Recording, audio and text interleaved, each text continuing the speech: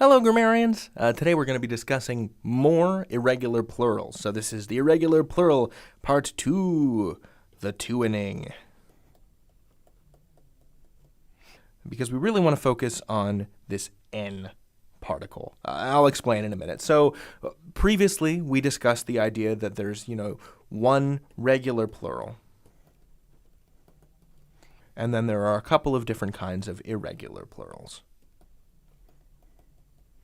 So we have the word dog, and it becomes dogs. We have the word leaf, and it becomes leaves. I'd like to introduce something else, too. The word child is also an irregular plural, because its plural form is not childs, but in fact, you ready? Say it with me. Children. Whoa, that's weird. What is that about? Like I said, English is not a predictable language. Few languages are. When we think of English as one solid block of wood, what we're actually seeing is this lashed together raft made of spit, hope, and history.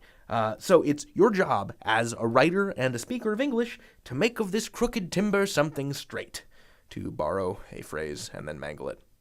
So the question is, what is the deal, right? And the answer is that it has to do with English language history and heritage. English comes to us from Old English, which if you look at it now, it kind of looks like German, because English is a Germanic language. That's the term linguists use. So in Old English, there were a bunch of different ways to make something plural. Some nouns would become plural by adding an en, some you could add an s, some you would add an r. And part of this depended on what part of England you lived in at the time. There were a bunch of different regional variations. Today, this en ending only applies to basically 3 or 4 words. These are all you need to remember for this one weird en thing. So, the en ending plural only applies to child, ox, brother or sister. And even these are really rare. I bet you don't even know what I'm talking about. The plural of brother originally was brethren. The plural of sister is sistren or sustren. But these are so rare, and brothers and sisters is so common that we don't even need to consider them. So, really, the only weird en plurals that are going to be in common usage are children and oxen.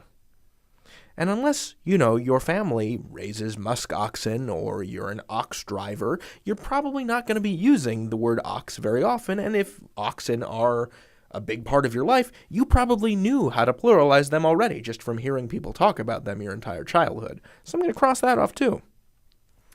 The only thing you need to worry about is the en in children. Child becomes children. Now you're probably wondering, David, if there's the word ox and ox becomes oxen, what about box? Why is the plural of box boxes and not boxen? To borrow a gag from Brian Regan. The simple truth is that it has to do with this word's origin. Ox is a native Old English word. Box comes to us originally from Greek, and then Latin, and then French. That's how it came to English. I'm sorry if that's not a very satisfying answer, but that's how English works. English is this language that is composed of a bunch of different puzzle pieces, all mashed together by time, history, and repeated invasions, which are totally metal. But I'm getting away from myself. The important thing to remember is that for this irregular plural, this en ending, really, unless you work with oxen, or unless you are leading some sort of old-timey folk revival where you have to refer to brethren and sistren, child to children is really the only change you need concern yourself with. All this can be summed up, boop, just like that. You can learn anything. David out.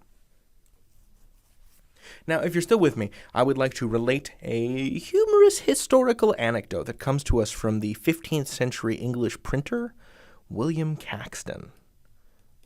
Now, this story comes to us from about the year 1490, and I just want to use this story to illustrate just how different, how dependent on what part of the country you were living in was on the language that you spoke. Because before mass transit and mass communication media, which William Caxton was a part of because he was one of the first English language printers, before any of this technology allowed us all to communicate with each other, we basically just had letters, and most people were illiterate, and talking to each other. And since it wasn't really easy to get from place to place to place before the advent of cars, most people didn't really go very far.